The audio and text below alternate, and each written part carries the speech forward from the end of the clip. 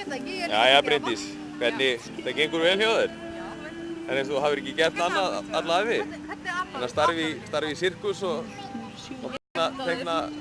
teikna börn og jafnvel fullorðna? Hei, Já. hvernig getur maður gert apa? Abba, Já, apa. teiknaðu mynd af mér á kinnina. Ok. Já.